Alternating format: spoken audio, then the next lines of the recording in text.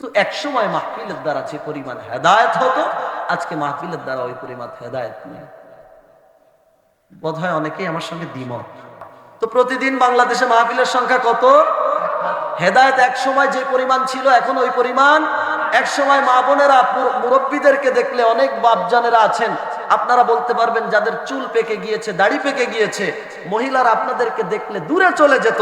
আর এখন এমন একটা অবস্থা, মহিলারা কেমন যেন মুরব্বীকে দেখলে মূল্যায়ন করতে চায় না। তখন মাহফিল কম ছিল, আলেম কম ছিল, মসজিদ কম ছিল, এখন সব বেশি, কিন্তু মহিলাদের পাওয়ারও বেশি।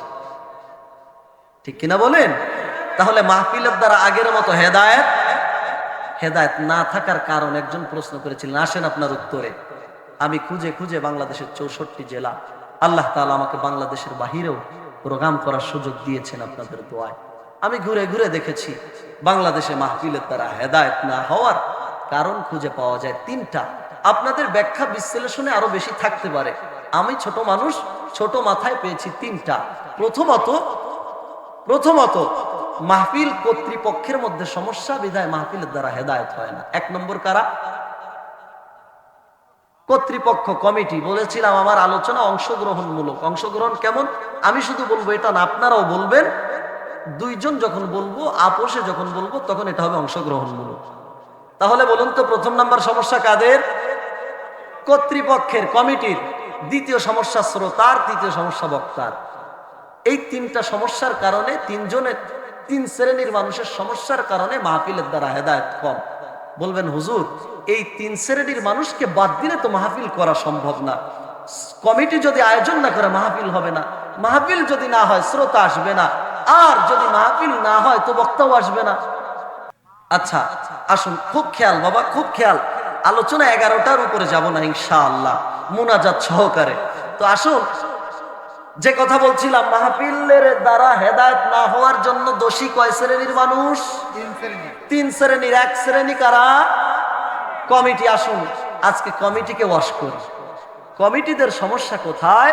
আল্লাহ তাআলার হাবিব বলেন, সাহাবা আজমাইন বলেন, জমিনের দ্বীনি মজলিসগুলো হবে আল্লাহর সন্তুষ্টির জন্য। কার সন্তুষ্টি?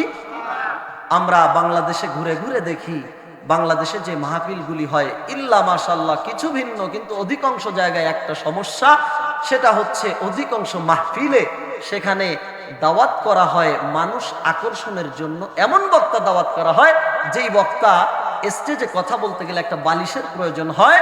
এই বক্তার এলেম কালাম আছে কিনা কমিটি জানে না, কিন্তু কমিটি এটা ভালো করে জানে যে এই বক্তার থিকনেস, হাইট হচ্ছে 36 ইঞ্চি। কত ইঞ্চি? এই বক্তার ক্যাটাগরি, কোয়ালিটি কি? কোয়ালিটি তার হাইট 36 ইঞ্চি। এটার জন্য 36 ইঞ্চি বক্তা আনলে কি হবে? যখন বলবে 36 ইঞ্চি বক্তা, কালেকশনে টাকা বেশি হবে, 36 ইঞ্চি বক্তার আকর্ষণে মানুষ বেশি আসবে, মহিলারা বেশি আসবে, প্যান্ডেলও কালেকশন বেশি হবে।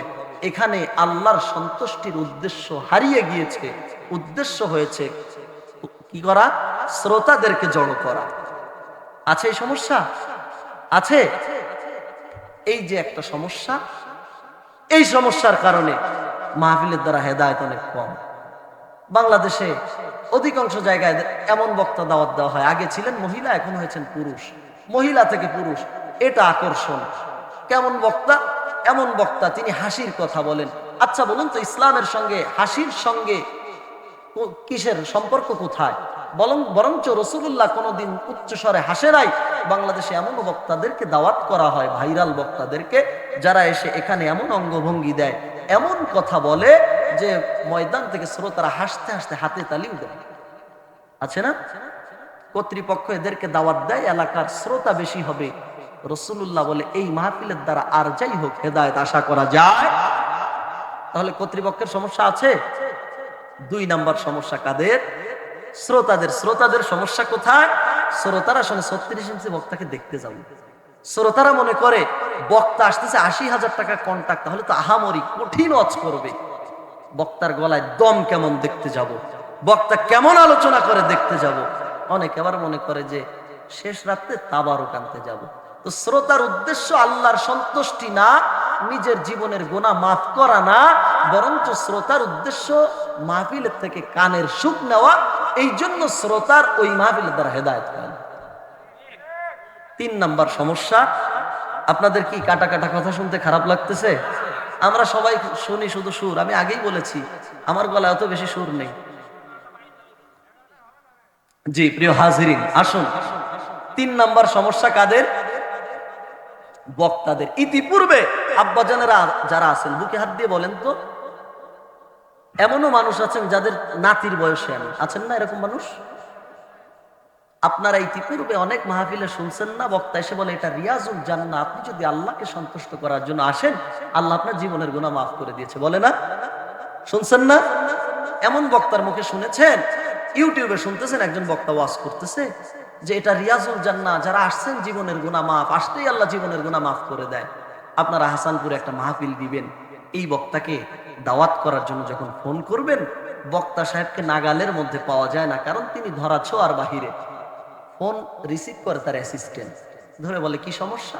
বলে হাসানপুরে একটা দাওয়াত দিতে চায়। আচ্ছা ঠিক আছে, ভালো কথা, কয় তারিখ? অমুক তারিখ। আচ্ছা সমস্যা নেই, ডেট দেওয়া যাবে। আপনারা হুজুরের বাজেট জানেন? বলে হুজুরের বাজেট কিন্তু ৮০,০০০। হাসানপুরের মানুষ বলে ৮০,০০০ তো দিতে পারবো না, সর্বোচ্চ ২০,০০০ দিতে পারবো। বলে ২০,০০০ যদি দেন কিয়ামতের আগে এই বক্তাকে দিয়ে ওয়াজ করাতে পারবেন না। তাহলে যেই বক্তা বলতেছে রিয়াজুল জান্নাহ আসলে আল্লাহ জীবনের গুনাহ মাফ করে দেয়, ওই বক্তা যদি জবানে যেটা বলছে এটা যদি নিজের মধ্যে থাকে, মাহফিলে কন্টাক্ট করে আসতে পারে না, কারণ তার অন্তরে তো আছে যে এখানে গেলে আল্লাহ জীবনের গুনাহ মাফ করে দিবে। ঠিক কিনা বলেন? কত আলেম আজকে দেখি টাকায় কিনতে পাওয়া যায়, হাদিয়া তার কম্বলিলে ডায়েরিতে ডেট ফাঁকা নাই। বেঠিক বলছি মনে হয়? যদি ঠিক বলি আমার সঙ্গে বলতে হবে ঠিক। কত আলেম আজকে দেখি টাকায় কিনতে পাওয়া যায়, হাদিয়া তার কম্বলিলে মাহফিলে ডেট ফাঁকা নাই, টাকা দিলে গায়ে রে বক্তা। বাংলাদেশের অনেক জায়গায় দেখেছি। কি দেখেছি? সেটা বিভিন্ন মাহফিলে যাদেরকে সভাপতি রাখা হয়। আলহামদুলিল্লাহ আজকের মাহফিলের যিনি সভাপতি একজন আলেম মুফতি সাহেব মানুষ, বড় শরীফ মানুষ। তো হুজুর আজকের সভাপতি। বাংলাদেশের অধিকাংশ জায়গায় যখন এই কন্টাক্টধারী বক্তাদেরকে দাওয়াত দেয়, তো এত টাকা দিবে কোথা থেকে? ১ লক্ষ টাকা। তখন এলাকার মধ্যে থেকে খোঁজে পাঙ্গাস মাছ। চেনেন আপনাদের এদিকে পাঙ্গাস মাছ? চেনেন তো? খোঁজে যে পাঙ্গাস মাছ কোথায় পাওয়া যায়। পাঙ্গাস মাছ মানে বোঝেন? সুদ খেয়ে ঘুষ খেয়ে পেটটা পাঙ্গাস মাছের মতো মোটা বানাইছে, এমন একটা পাঙ্গাস মাছ খুঁজে বের করে।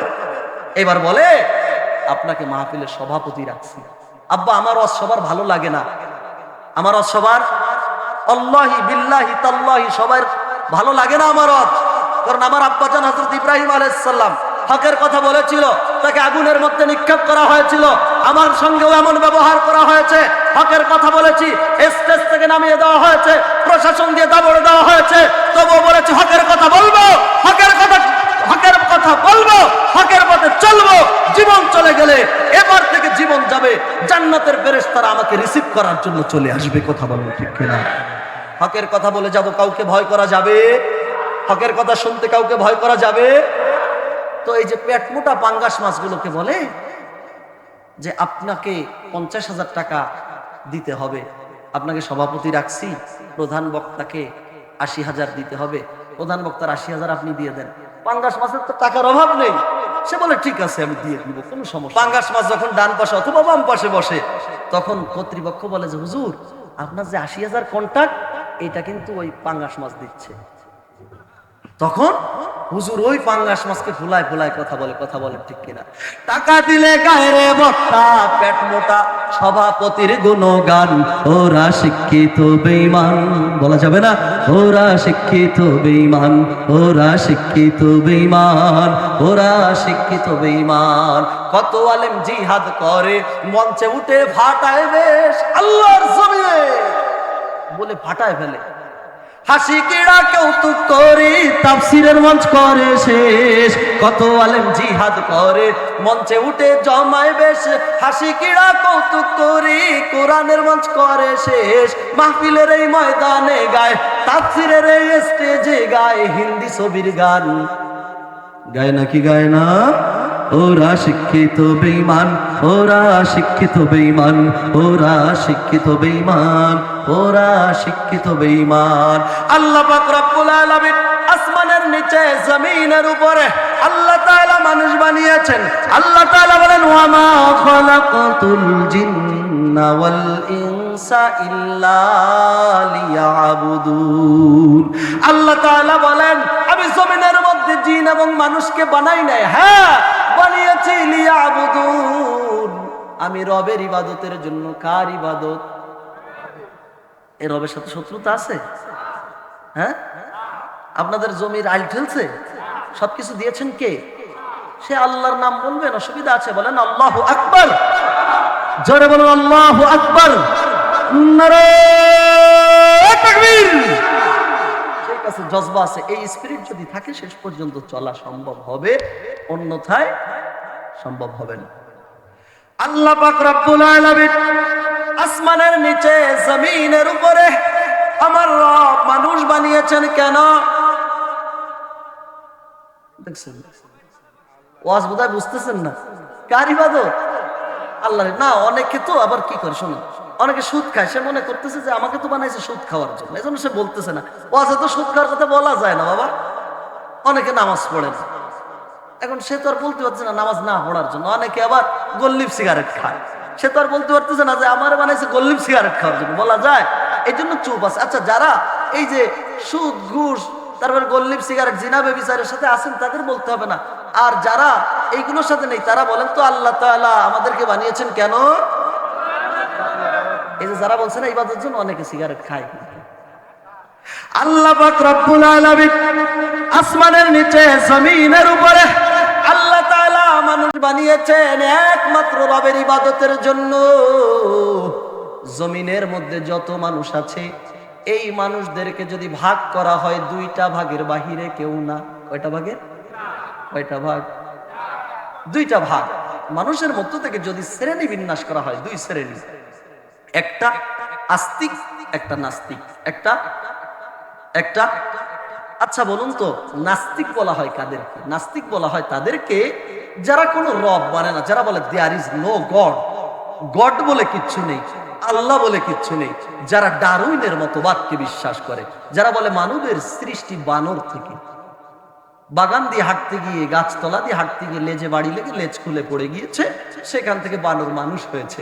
তার মানে বোঝা যায় ওনার দাদা বানর ছিল, ঠিক আছে না? সেখান থেকে মানুষ হয়েছে। তো আমি বানরের বিষয় বোঝানো উদ্দেশ্য না, বিষয়টা বোঝানো উদ্দেশ্য যে এক শ্রেণী আছে নাস্তিক, যারা কোনো রব মানে না, যারা কোনো প্রতিপালক মানে না। আর এক শ্রেণী আছে হচ্ছে আস্তিক। নাস্তিকরা কোনো রব মানে না, দেবতা মানে না, কিচ্ছু মানে না। আর যারা আস্তিক তারা আল্লাহকে মানে, যারা আস্তিক তারা গডকে মানে, তারা যিশুকে মানে, তারা মূর্তি পূজা করে, এরা মানে যে আমাদের একজন প্রতিপালক আছে। তাহলে মানুষ কয় শ্রেণী? এর মধ্যে এক শ্রেণী আস্তিক, এক শ্রেণী নাস্তিক। নাস্তিকদের সঙ্গে আমাদের কোনো কথা নাই, আস্তিকদের মধ্যে অনেক শ্রেণীর সঙ্গে আমাদের কথা নাই। আমাদের কথা হচ্ছে মুমিনদের ব্যাপারে। কাদের ব্যাপারে? তো এক শ্রেণী এর মধ্যে আছে মুমিন, যারা আল্লাহকে মানে। যারা কাকে মানে? আল্লাহকে মানে। আসুন, এই মাহফিলে আপনারা যারা আছেন, আপনাদের সকলের মনের একটা উদ্দেশ্য আছে, শুধু আমাদের নয়, যারা অন্য ধর্ম অবলম্বী, যারা সনাতন ধর্মের হিন্দু, যারা বৌদ্ধ, যারা খ্রিস্টান, যারা অন্য অন্য ধর্মের, তাদের ওই আশাটা। সেই আশাটা কি? আশাটা তারা যেই রবের ইবাদত করে, যেই মানে হিন্দুরা যেটার পূজা করে, তারা চায় আমাদের দেবতা যেন আমাকে একটু ভালোবাসে। ঠিক কিনা বলেন? আমরা যারা মুসলমান, আমরা চাই আমাদের রব যেন আমাদেরকে একটু ভালোবাসে। খ্রিস্টানরা বলে যিশু যেন আমাদেরকে একটু ভালোবাসে। তো প্রত্যেকটা আস্তিকের মনের চাহিদা আমার প্রতিপালক, আমার সৃষ্টিকর্তা যেন আমাকে, আমরা চাই। আচ্ছা, এখন আসুন, আমাদের রব কোন কাজ করলে আমাদেরকে ভালোবাসবে এটার বিষয়ে কিছু কথা বলে আমি যাব চলে। আলোচনা মোবাইলে যদি রাখেন তুলে, তাহলে অন্তরে রাখতে পারবেন না তুলে। আর অন্তরে যদি না নেন তুলে, আমি যাওয়ার সাথে সাথে আলোচনা যাবেন ভুলে। ঠিক কিনা বলেন? তাহলে আলোচনাগুলো সুন্দরভাবে গভীর মনোযোগের সাথে শুনতে হবে, পারা যাবে তো ইনশাআল্লাহ। তাহলে যে কথা বলছিলাম, যারা আস্তিক তারা চায় আমাদের রব আমাদেরকে ভালোবাসুক। এই রব ভালোবাসুক এটা চায় বিধায় হাসানপুরের মাহফিলে আসছে। ঠিক কিনা বলেন? এখন আল্লাহ তাআলা বলে, বান্দারে তুই যে আমাকে পেতে চাস, আমাকে ভালোবাসিস, তুই যে চাস আমি তোকে ভালোবাসি, তো ভালোবাসা অত সহজে হয় না। স্ত্রীর ভালোবাসা পেতে গেলে তাকে একটু এটা ওটা কিনে দিতে হয়, ভালো খাবার দিতে হয়।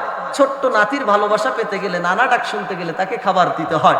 এরপরে সন্তানের কাছে ভালো ডাক শুনতে গেলে স্কুল ব্যাগ কিনে দিতে হয়, কিডস কিনে দিতে হয়, পোশাক বানিয়ে দিতে হয়, ভালো খাবার দিতে হয়, নগদ নগদ পয়সা দিতে হয়। আল্লাহ তাআলাকে কি এগুলি দিলে কাজ হয়? এগুলি কি আল্লাহ নেন? আল্লাহ তাআলা বলে, বান্দারে তুই যদি আমি রবকে পেতে চাস, তুই যদি আমি রবের সন্তুষ্টি পেতে চাস, তোর জন্য কাজ হবে দুইটা। জোরে বলেন কয়টা? আরো জোরে। আল্লাহ তাআলা বলেন ফাত্তাবিউনি, তোমার জন্য কাজ হবে একটা, পুরস্কার দুইটা। আবার এই দুইটার মধ্যে লুকিয়ে আছে আরো একটা, মোট পুরস্কার তিনটা। কাজ কয়টা? কয়টা? কাজ একটা, কাজ পুরস্কার। আল্লাহ তাআলা বলেন তোমরা যদি আমি রবকে পেতে চাও, তোমাদের জন্য কাজ একটা, পুরস্কার কয়টা? আল্লাহ তাআলা বলেন কুল, হে নবী আপনি জানিয়ে দেন, ইন কুনতুম তুহিব্বুনাল্লাহ, যদি তোমরা আল্লাহকে ভালোবাসো। বাসি তো? এটা কি কারো স্ত্রীর কাছ থেকে অনুমতি নিয়ে এসে বলা লাগবে নাকি যে বাসি? হ্যাঁ না, অনেকে আবার স্ত্রীর অনুমতি ছাড়া কোনো কাজ করে না। আমাদের এলাকায় আছে, আপনাদের এদিকে নেই। আব্বাজান কষ্ট পাচ্ছেন আপনারা? দেখুন, আমি কাউকে আক্রোশমূলক টার্গেট করে কথা বলি না, আসলে আমার কথা বলার ভাবটাই এরকম। আপনারা যদি কেউ কষ্ট পান আমাকে ক্ষমা করবেন। অনেকে আছে মসজিদে, ইতিপূর্বে অনেক মাহফিলে গিয়ে লিখিয়ে দিয়ে আসছি 2000 টাকা। আল্লাহর বান্দা লিখছে, যখন বাড়িতে টাকা আনতে গেছে বলে তোমার কাকি দিতে দেবে না, কারণ ওই স্ত্রীর অনুমতি নেই। তো এই জন্য স্ত্রীর অনুমতি ছাড়া আবার অনেক কাজ করা যায় না। তো এখানে জোরে কথা বলতে কি স্ত্রীর অনুমতি লাগবে? আচ্ছা, যাদের অনুমতি লাগবে, চাচিরা যারা পর্দার আড়ালে আছেন, আপনারা অনুমতি দিয়ে দেন। দিয়ে দিছে, জোরে বলবেন। আল্লাহ তাআলা বলেন বান্দার, হ্যাঁ তোমরা যদি আমি রবের সন্তুষ্টি পেতে চাও, যদি তোমরা আমি রবকে ভালোবাসো, তোমাদের কাজ হবে কয়টা? আল্লাহ তাআলা বলেন ফাত্তাবিউনি, তোমরা ইত্তেবা করো রাসূলের। বলেন না সুবহানাল্লাহ। কয়টা কাজ? এই একটা কাজের উপরে আজকে আলোচনা। ইনশা থাকবেন তো? কে কে চলে যাবেন হাত উঠান। আলহামদুলিল্লাহ। আল্লাহ তাআলা বলে বান্দার, হ্যাঁ তোমরা যদি আমি রবকে পেতে চাও, তোমরা যদি আমি রবের সন্তুষ্টি পেতে চাও, আমি রবের ভালোবাসা পেতে চাও, কাজ করতে হবে একটা।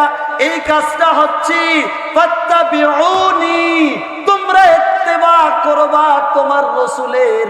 বলবেন হুজুর অনেক কিছু জানি, ইত্তেবা কাকে বলা হয় এটা জানি না। ইত্তেবা শব্দের অর্থ হচ্ছে অনুসরণ, অনুকরণ। আল্লাহ তাআলার হাবিব বলেন মান তাশাব্বাহা বিকওমিন ফাহুয়া মিনহুম, যেই মানুষটা যার মতো সাজে, যেই মানুষটা যার মতো করবে, ইয়াউমুল কিয়ামায়ে তাকে তার সঙ্গে উঠানো হবে। আমাদের সমাজে অনেক মানুষ নেতার পিছনে গিয়ে মিছিল দেয়, অমুক নেতা ভয় নাই, রাজপথ ছাড়ি নাই, বল্টু ভাই যেখানে আমরা আছি সেখানে, বলে না? আপনাদের এলাকায় তো বলেন আলহামদুলিল্লাহ, আপনাদের এলাকায় সুন্নাতি স্লোগান হয়, আমাদের দেশে সুন্নাতি স্লোগান নেই। যাই হোক, তো ওই যে নেতার সঙ্গে নেতার স্লোগান দেয় না, এই স্লোগানগুলো ফলস। এগুলো কি? ফলস শব্দের অর্থ মিথ্যা, এগুলো ঝুট, এগুলো মিথ্যা। কেমন মিথ্যা? আমাদের ওখানে স্লোগান দেয় বল্টু ভাই যেখানে আমরা আছি সেখানে, বলে বল্টু ভাই ভয় নাই, রাজপথ ছাড়ি না। একটু আগে মিছিল চলছে, বল্টু ভাই ভয় নাই, রাজপথ ছাড়ি নাই। যদি 2 গাড়ি দাঙ্গা পুলিশ আসে বলে রাজপথ ছাড়ি নাই, একটু পরে দেখা যায় একজনও ময়দানে নাই। ঠিক কি না? বল্টু ভাই ভয় নাই, রাজপথ ছাড়ি নাই। 2 গাড়ি পুলিশ এসে গাড়ি থেকে নামারও প্রয়োজন নাই, হুইসেল দেওয়ার সঙ্গে সঙ্গে কেউ নাই। বলে বল্টু ভাই যেখানে আমরা আছি সেখানে, বল্টু ভাই কবরে, তুমি কেন উপরে? বলে সব স্লোগান ফলস। এই নেতা তোমাকে কবরে তোমার জন্য ইয়াউমুল কিয়ামায় শাফাআত করতে পারবে। আল্লাহর হাবিব বলে আল মারউ মা মান আহাব্বা, জমিনের মানুষ একটা প্রবাদ বলে থাকে, কি যার সঙ্গে যার মোহাব্বত, তার সাথে তার কিয়ামত। ওই যে একটা কথা বলে না, সেটাই আল মারউ মা'a মান আহাব্বা মান তাশাব্বাহা বিকওমিন ফাহুয়া মিনহুম। আপনি যদি নেতার মতো সাজেন তাহলে ইয়াউমুল কিয়ামায় নেতার সঙ্গে আপনাকে উঠতে হবে। ইয়াউমা নাদউ কুল্লা উনাসিন বিইমামিহিম, প্রত্যেকটা মানুষকে তার ইমামের সঙ্গে উঠানো হবে, নেতার সঙ্গে উঠানো হবে। তো আজকে যেই বিষয়টা বোঝাতে চাচ্ছিলাম, মানুষগুলি রসুলের ইত্তেবা অনুসরণটা ওইভাবে করে না, নেতার অনুসরণ যেভাবে করে। নেতা যেমন কোট তিনিও তেমন কোট, নেতা যেমন পাঞ্জাবি তিনিও তেমন পাঞ্জাবি, নায়ক যেমন ব্যাসলেট তিনিও তেমন ব্যাসলেট, নায়ক যেমন চুলের কাটিং দেয় যুবকও চুলের কাটিংটা তেমন দেয়। নায়ক একদিন কি করছে, প্যান্ট পরে শুটিং করতে গেছে, বসতে গেছে, প্যান্টটা ছিঁড়ে গেছে। যুবক বলে নতুন প্যান্ট কিনে কেটে এর বার বলে ওই আমার নায়ক কাটছিল এই জন্য কাটছি। আল্লাহ তাআলা বলে, বান্দা তুই যদি আমি রবের ভালোবাসা পেতে চাস, আমি রবের নৈকট্য পেতে চাস, তোর জন্য কাজ হবে ফাত্তাবিউনি, ইত্তেবা কর রসুলের, রসুলের অনুসরণ করলে লাভ কি হবে? আল্লাহ তাআলা আয়াতের পরবর্তী অংশে বলতেছেন ফাত্তাবিউনি, যদি তুমি নবীর অনুসরণ করো, ইউহিব্বুকুমুল্লাহ, তোমাকে ভালোবাসবেন আল্লাহ। সুবহানাল্লাহ বলা নিষেধ আছে নাকি? 144 দ্বারা আছে এলাকায় সুবহানাল্লাহর উপরে বলেন না সুবহানাল্লাহ, আরো যারা বলেন সুবহানাল্লাহ। ও জমিনের মুসলমান, ও হাসানপুরের মুসলমান, সুবহানাল্লাহ বলতে গিয়ে কৃপণতা। সুবহানাল্লাহ শব্দের অর্থ কি?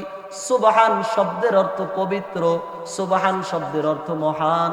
দুইটা অর্থ বললাম। সুবহানাল্লাহ শব্দের অর্থ, সুবহান শব্দের অর্থ পবিত্র, সুবহান শব্দের অর্থ মহান। সুবহানাল্লাহ, আমার আল্লাহ পবিত্র, সুবহানাল্লাহ, আল্লাহ মহান, আল্লাহ মহান, আল্লাহ পবিত্র।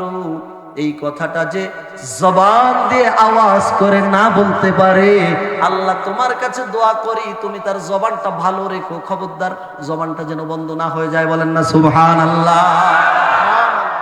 তাহলে কোথায় সুবহানাল্লাহ বলতে হবে, আলহামদুলিল্লাহ বলতে হবে? আপনারা জানেন না? একটা আন্দাজ তো আছে, সেভাবে বলবেন ইনশাআল্লাহ। আল্লাহ তাআলা বলে, বান্দারে ফাত্তাবিউনি, তুমি ইত্তেবা করবা রসুলের, অনুসরণ করবা রসুলের। তোমরা যদি রসুলের অনুসরণ করো, তোমাদের জন্য একটা পুরস্কার, ইউহিব্বুকুমুল্লাহ, তোমাদেরকে ভালোবাসবেন আল্লাহ। আচ্ছা, আল্লাহ যদি কাউকে ভালোবাসে তার কিছু দরকার আছে, কিছু দরকার আছে। আল্লাহর ভালোবাসা পাওয়ার জন্যই তো আমরা ব্যাকুল পাগল। আল্লাহ যদি আমাদেরকে ভালোবাসে, কিচ্ছু প্রয়োজন, কিচ্ছু প্রয়োজন। মাল্লাহুল মাওলা ফালাহুল কুল, কোন ব্যক্তির যদি আল্লাহ হয়ে যায়, আল্লাহ যদি কারো রব হয়ে যায়, আল্লাহ যদি কারো প্রিয় হয়ে যায়, জমিনের সবাই তাকে ভালোবাসে। কিতাবের মধ্যে পাওয়া যায় আল্লাহ তাআলা যে বান্দাকে ভালোবাসে, আল্লাহ তাআলা আরশে আজিমে ঘোষণা দিয়ে দেয়, হাসানপুরের আব্দুর রহমানকে আমি ভালোবাসি। সুবহানাল্লাহ, আগামীকাল। এবার আকাশে যখন এই ঘোষণা আল্লাহ দেয়, ঘোষণাটা ফেরেশতারা সবার মধ্যে দিয়ে দেয়। সুবহানাল্লাহ। বললেন যে কোথায় বলতে হয়, আপনাদের ধারণা আছে? আসলে তো ধারণা নেই বাবা, বলেন না সুবহানাল্লাহ। সুবহানাল্লাহ অনেকে বলতেছে না, এই কারণে জি অপছন্দ হচ্ছে না। মুরব্বীর আমার অপছন্দ হচ্ছে না, তাহলে দোয়া করে দিলে মনে হয় ভালো হয়।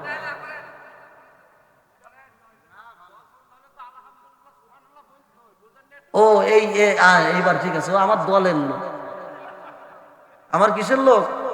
দলের লোক। প্যাঁচ মারছে, বুঝলেন? মানে আমরা তো বাঙালি, ঘোড়ায় খাই, বুঝছেন? জিলাপির প্যাঁচ আছে না, জিলাপি খেতে কিন্তু মিষ্টি, খুব স্বাদ, কিন্তু এটা প্যাঁচ আছে। তো আমাদের, আমি জানতাম যে পেঁয়াজ শুধু মহিলাদের মধ্যে না, দেখতেছি পুরুষের মধ্যে অনেকের মধ্যে আছে। যাই হোক আব্বাজান আসেন, মুরব্বী যে কথা বলতেছে যে ওয়াজ পছন্দ হচ্ছে না মনে হয় অনেকের, এই জন্য সুবহানাল্লাহ বলতেছে না। বলেন না সুবহানাল্লাহ। আল্লাহ তাআলা, আল্লাহ তাআলার হাবিব বলে, যদি জমিনের কোন মানুষ একবার সুবহানাল্লাহ বলে, সুবহানাল্লাহ বলার কারণে আল্লাহ তাআলা তাকে কি পুরস্কার দেয়? বেশি পুরস্কার দেন না।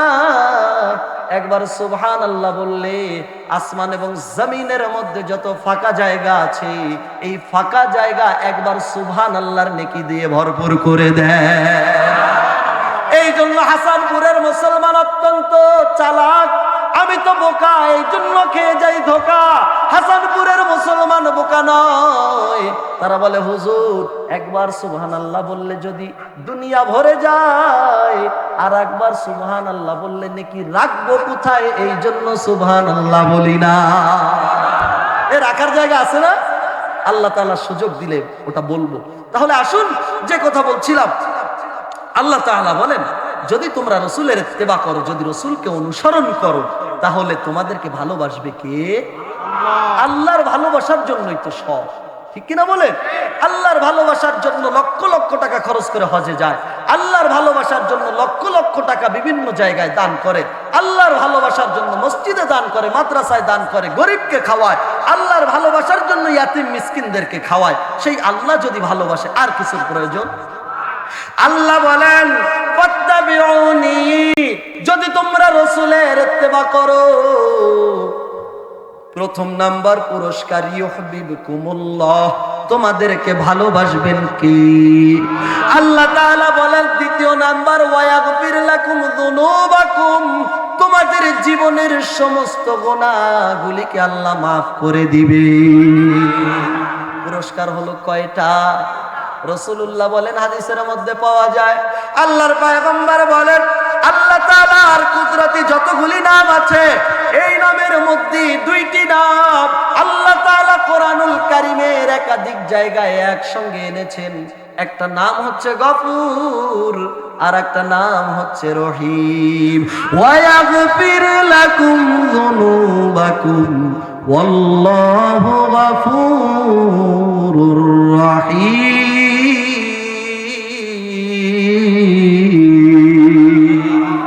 আল্লাহ তাআলার হাবিব বলে আল্লাহ তাআলা যে বান্দার জীবনের গুনাহ মাফ করে দেয়, গফুর নামের বদৌলতে, গফুর নামের গুণে আল্লাহ মাফ করে দেন। গফুর নামের গুণে মাফ করলে আর একটা নাম বাকি থেকে যায়। হাবিবুল্লাহ বলে 80 বছরের মুরব্বীর জীবনের গুনাহ যদি মাফ করে, আমলনামা হয়ে যায় ফাঁকা, ঠিক কিনা? যদি ওই সময় জান চলে যায়, কবরে এসে 80 বছরের বুড়ো খেয়ে যাবে ধোকা। এই জন্য রসুল বলেন আল্লাহ তাআলা গফুর নামের বদৌলতে যার জীবনের গুনাহ মাফ করে দেয়, রহিম নামের বদৌলতে 80 বছর যত গুনাহ করেছিল, গুনাহ মুছে দিয়ে ওই খাতাটা 80 বছর নেকি দ্বারা ভরে দেয়। তাহলে আল্লাহ বলেন যদি তোমরা আল্লাহকে পেতে চাও, যদি তোমরা আল্লাহর ভালোবাসা চাও, তোমাদের প্রথম নাম্বার কাজ হবে রাসূলের ইত্তেবা, রাসূলের অনুসরণ। রাসূলের অনুসরণ যদি তুমি করতে পারো, 1 নম্বর পুরস্কার আল্লাহ তাআলা ভালোবাসবেন, 2 নম্বর পুরস্কার জীবনের গুনাহ মাফ করে দিবেন, 3 নম্বর পুরস্কার জীবনের গুনাহ সমপরিমাণ নেকি আল্লাহ লিখে দিবে। ওয়াজ কিন্তু শেষ, মুনাজাত করব। ওয়াজ শেষ, যে বিষয়ে আলোচনা করতেছিলাম শেষ। এবার আসুন আমরা একটু স্বল্প সময় বিশ্লেষণ করার চেষ্টা করি। আল্লাহ তাআলা বলেন ইত্তেবা করো কার? বলে আল্লাহ। রসুলের ইত্তেবা করো কার? রসুলের অনুসরণ করো কার? রসুলের। রসুলের অনুসরণ করলে আল্লাহ তাআলা 3টা পুরস্কার দিবেন। তার মানে বোঝা যায় 1 টাকায় 3টা চকলেট। তার মানে কি? তার মানে কি? তার মানে চকলেট কি একদম পচা? চকলেট পচা? চকলেট পচা না। বোঝা যায় ওই যে 1 টাকা দিছেন, 1 টাকার বদলে 3টা চকলেট দিছে। মানে এক সময়ের গল্প বলতেছি, এখনকার গল্প না। এখন 5 টাকা দিলেও চকলেট দিতে চায় না। তো 1 টাকায় যদি 3টা চকলেট পাওয়া যায়, বুঝতে হবে ওই চকলেটের থেকে 1 টাকার দাম বেশি। তাহলে যেই 3টা পুরস্কার আল্লাহ দিবেন, বোঝা যায় এই 3টা পুরস্কার থেকে রসুলের ইত্তেবার দাম অনেক বেশি। বোঝেননি কথা? আল্লাহ তাআলা বলে ইউহিব্বুকুমুল্লাহ, তোমরা ইত্তেবা করো তোমার রাসূলের। যদি তোমরা আল্লাহ তাআলার হাবিবের ফাত্তাবিউনি, যদি রাসূলের ইত্তেবা করো, করে যদি তুমি মরো, আল্লাহ তাআলা তোমার জন্য দিবেন জান্নাতুন তাজরি মিন তাহতিহাল আনহার, জান্নাতুন তাজরি মিন তাহতিহাল আনহার, যালিকাল ফাওজুল কাবীর। আল্লাহ বলে রাসূলের ইত্তেবা করবা, এরপরে তুমি মরবা, আল্লাহ তাআলা তোমার জন্য জান্নাত দিয়ে দিবেন, যেই জান্নাতের পাদদেশে মধুর নহর, শরবতের নহর, মদের নহর চালু থাকবে। তাহলে আজকে আমাদের মূল আলোচ্য বিষয় আপনারা বুঝতে পেরেছেন, জ্ঞানী মানুষ ইশারায় বুঝে যায়। আমাদের আজকে মূল আলোচ্য বিষয় কার অনুসরণ? কার অনুসরণ? রাসূলের অনুসরণ। সাদা পানি না? কার অনুসরণ বাবজান? রাসূলের অনুসরণ। রাসূলের অনুসরণ কি আমাদের মধ্যে আছে? আছে। আল্লাহ তাআলার হাবিবের অনুসরণ যদি জমিনের মানুষ করার মতো করতে পারে, আল্লাহ তাআলা পুরস্কার দিবেন কয়টা? শুধু 3টা নয়, কোরআনের মধ্যে অন্য জায়গায় আরো অনেক বেশি পুরস্কারের কথা বলেছেন, কিন্তু এখান থেকে আমরা জানতে পারলাম পুরস্কার দিবেন কয়টা। আল্লাহ তাআলা বলেন ফাত্তাবিউনি, ইত্তেবা করো রাসূলের। জমিনের মানুষগুলি নেতার রঙে জীবনটা রঙিন বানায়, জমিনের মানুষ নায়কের রঙে জীবনটাকে রঙিন বানায়, নায়িকার রঙে জীবনটাকে রঙিন বানায়। জমিনের মানুষগুলি জমিনের মধ্যে টাকা পাওয়ার জন্য পাগল হয়, গাড়ির জন্য পাগল হয়, বাড়ির জন্য পাগল হয়, ব্যবসার জন্য পাগল হয়, মোটরসাইকেল কেনার জন্য পাগল হয়, কিন্তু আল্লাহকে পাওয়ার জন্য পাগল হয়। যদি আল্লাহকে পাওয়ার জন্য পাগল হতো, তাহলে আশপাশের মসজিদের মধ্যে এতগুলি মানুষকে 5 ওয়াক্ত নামাজের জামাতের সময় দেখা যেত। কিন্তু আমাদের অবস্থা এমন, মাঠের মধ্যে বিকাল বেলায় 5টা 7টা ছেলেরা খেলা করে। এখন এক লোক রাস্তার পাশ দিয়ে যাচ্ছে, গিয়ে দেখে 2-3 জন দাঁড়িয়ে আছে, বলে তোমরা খেলা করো না কেন? বলে ভালো লাগে না। এরকম আছে না অনেকে?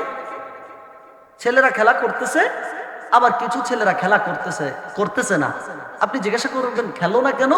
বলে ভালো লাগে না। এটাকে বলা হয় ছেলে খেলা। কি খেলা? জমিনের মুসলমান আল্লাহকে পেতে চায়, মসজিদের মিনারায় 5 ওয়াক্ত আযান হয়, কিছু মুসলমান নামাজের জন্য চলে যায়, আর কিছু মুসলমান নামাজের জন্য যায় না, বলে কাপড় নষ্ট। ঠিক কি না? ওই ছেলেরা যে খেলা করে ওটা ভালো খেলা, এর থেকে এটা জঘন্য খেলা। নামাজটা নিয়ে ছেলে খেলা শুরু করছেন আপনি। আল্লাহ তাআলা বলে 5 ওয়াক্ত নামাজ পড়ানোর জন্য, 5 ওয়াক্ত নামাজ পড়ার জন্য। আপনার মধ্যে নামাজ নাই, মাহফিলে শ্রোতার অভাব নাই। ঠিক কিনা বলেন?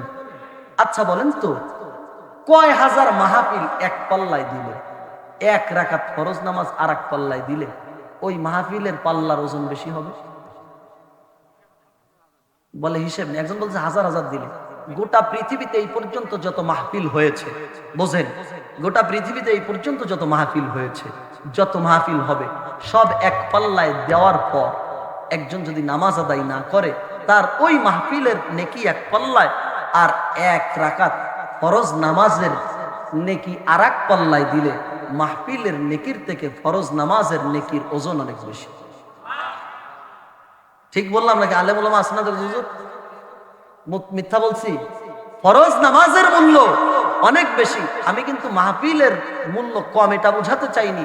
আমি বলছি যে মাহফিলের থেকে ফরজ নামাজের গুরুত্ব অনেক বেশি। কারণ নামাজ তো আপনার উপরে ফরজ, আপনি ফরজ পড়তেছেন না, আপনি আজকে মাহফিলে আসেননি, আপনাকে প্রশ্ন করা হবে না, ইয়াউমুল কিয়ামায় আপনাকে নামাজের ব্যাপারে প্রশ্ন করা হবে। ঠিক কিনা বলেন? জাহান্নামীদের সঙ্গে জান্নাতীদের সঙ্গে একসঙ্গে একদিন দেখা হয়ে যাবে। একদিন জাহান্নামীদের কাছে জান্নাতীরা গিয়ে প্রশ্ন করবে, তারা আল্লাহর কাছে আর্গুমেন্ট করবে, আল্লাহর কাছে আরজি করবে, ওরা ও মালিক, জমিনের মধ্যে একসঙ্গে বসে মাহফিল শুনতাম, একসঙ্গে নামাজ আদায় করতাম, তিন বন্ধু সিগারেট ভাগ করে খেত, এ 3 টান, ও 3 টান, আর একজন 2 টান। আমাকে বলতো তুমি মারো 1 টান, আমি 1 টানও দিতাম না। আজকে সেই দোস্তগুলো কোথায়? দোস্তগুলোর সঙ্গে একটু দেখা করতে মনে চায়। আমাদেরও হয় না? বাজারে না গেলে ভালো লাগে না, কেমন যেন পেটের ভাত হজম হয় না, এরকম হয় না অনেকে? বন্ধু বান্ধবের সঙ্গে দেখা না করলে ভালো লাগে না। যারা জান্নাতি হবে এই ডান পাশে এত কথা হয় কেন? ওই পাশে ওয়াজ আর একটা চলতেছে, পর্দা উঠে দেন, ওরা করুক, আমরা শুনি।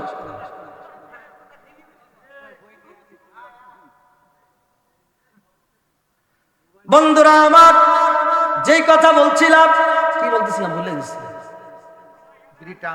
হ্যাঁ, বলে 3 বন্ধু একসঙ্গে আমরা বাজারে যেতাম, একসঙ্গে রাস্তা দিয়ে চলতাম, একসঙ্গে আমরা পিকনিক করতাম। অনেক সময় তারা রাতের বেলায় ডাব চুরি করতে যাইতো, আমি তো যাইতাম না। অনেক সময় তারা মাহফিল দিত, আবার আর একজনের গোয়ালের ছাগল চুরি করে খেত, আমি কিন্তু খেতাম না। আয় আল্লাহ, ওই বন্ধুদের সঙ্গে আজকে দেখা করতে চাই। আল্লাহ তাআলা জাহান্নামীদেরকে এবং জান্নাতীদেরকে দেখা করার একটা ব্যবস্থা করে দিবেন। ওই দিন জাহান্নামীদের কাছে জান্নাতীরা প্রশ্ন করবে।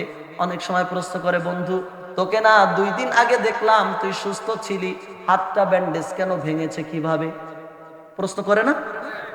এই তোর গাড়িটা দেখলাম 2 দিন আগে তুই চালিয়ে আসলি, ওটা হারিয়ে গেল কিভাবে? প্রশ্ন করে না? তাহলে একজনের দুঃখ দেখে আরেকজন কি করে বাপজান? প্রশ্ন করে। ওই দিন জিজ্ঞাসা করবে। আল্লাহ তাআলা বলে, ফি জান্নাতি ইয়াতাসাআলুনা আনিল মুজরিমিন। ওই দিন মুজরিমদের সঙ্গে পরস্পরের সঙ্গে দেখা হয়ে যাবে। জান্নাতীরা জাহান্নামীদেরকে জিজ্ঞাসা করবে, মা সালাকাকুম ফি সাকর, তোমরা কেন জাহান্নামের মধ্যে, সাকরের মধ্যে আসছো? জমিনের মধ্যে এক বাজার থেকে বাজার করতাম, এক মহল্লার মুসল্লি ছিলাম, একসাথে চলতাম, একসাথে ফিরতাম, একই অফিসে চাকরি করতাম। আজকে কেন তোমরা সাকরের মধ্যে? সাকার একটা জাহান্নামের নাম। কিসের নাম? জাহান্নাম কয়টি? 7টি জাহান্নাম, জাহিম, সাকার, সাইর, লাজা, হাবিয়া, হুতামা, এই 7টি জাহান্নাম। তো এর মধ্যে একটার নাম কি? সাকার। কি? সাকার। তো বলবে, তোমরা কেন সাকারের মধ্যে আসছো? মুরব্বি ওঠে কেন আব্বাজান? ও ঠিক আছে, চলে যান না। বলে, মা সালাকাকুম ফি সাকার, তোমরা কেন সাকারের মধ্যে আসছো? জাহান্নামের মধ্যে কেন আসলা? বলে, জাহান্নামে আসার আমাদের কারণ আছে 4টা। কয়টা? জোরে বলেন। আজকে আলোচনা করব একটা নিয়ে, কারণ ওই 3টার আলোচ্য বিষয় আজকে আমার না, আমার আলোচ্য বিষয় প্রথমটা। তারা বলবে, ক্বালু, তারা বলবে, লাম নাকু মিনাল মুসাল্লিন, আমার অপরাধ ছিল জমিনের মধ্যে আমরা মুসল্লি ছিলাম, এই জন্য আজকে সাকারের মধ্যে আসছি। কিসের মধ্যে? সাকারে আসছি, আমরা জমিনের মধ্যে নামাজি ছিলাম না। আলহামদুলিল্লাহ, এই কথা তো আমরা কেউ বলবো না, কারণ আমরা তো সবাই 5 ওয়াক্ত নামাজ পড়ি, ঠিক কিনা বলেন? আহা, আফসোস, মুমিন নামাজ পড়বে না, এটা হয় কিভাবে? আপনি বলেন না, কিভাবে হয়? সম্ভব বাবজান? এটা ইবলিসের দোষ। ইয়াউমুল কিয়ামাহ মানুষকে একত্রিত করা হবে। কেন তুমি জমিনের মধ্যে নামাজ আদায় করতা না?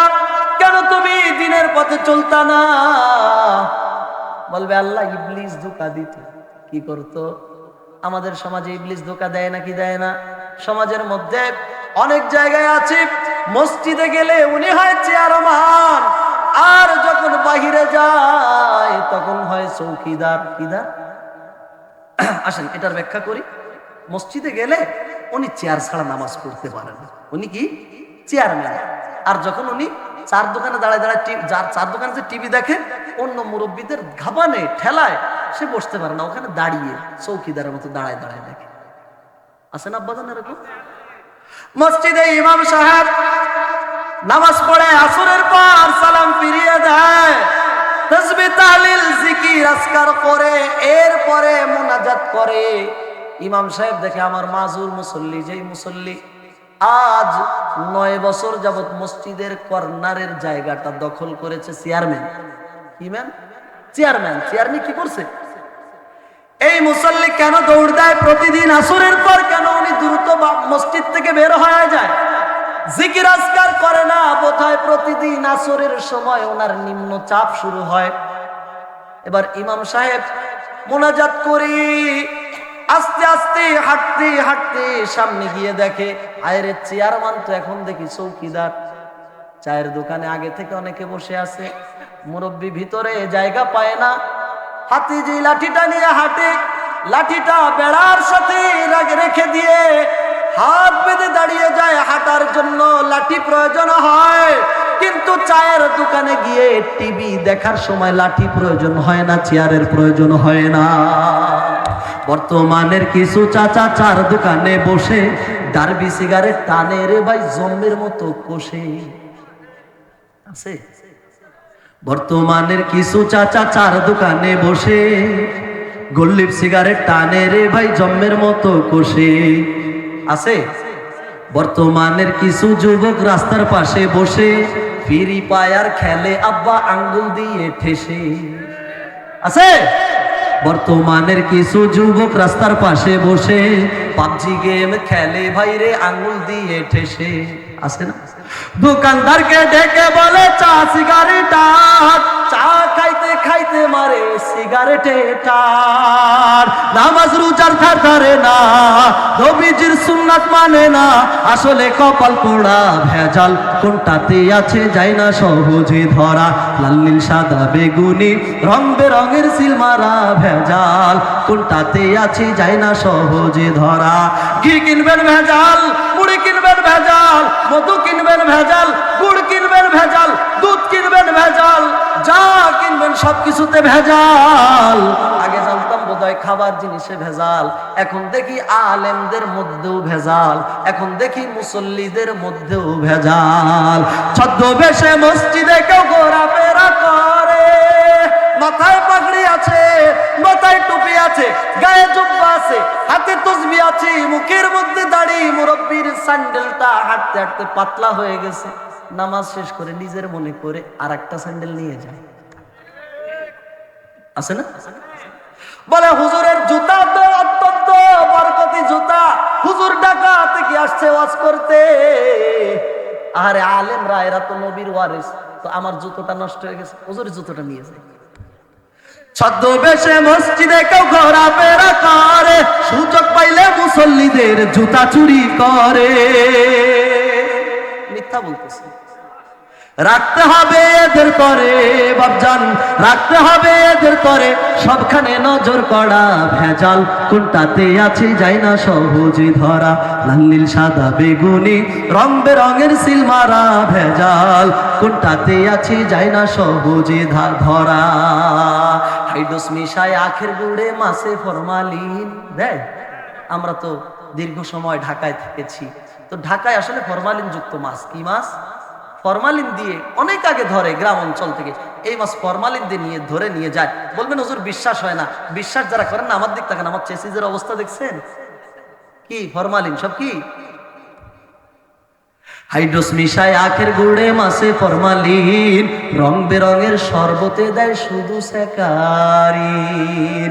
খাটি গাওয়ার নামে কত ঘি আছে দোকানে, হাজি সাহেব বাজারে যায়, বাজারে গিয়ে দোকানে ঘি কিনতে যায়, নাম করা দোকান।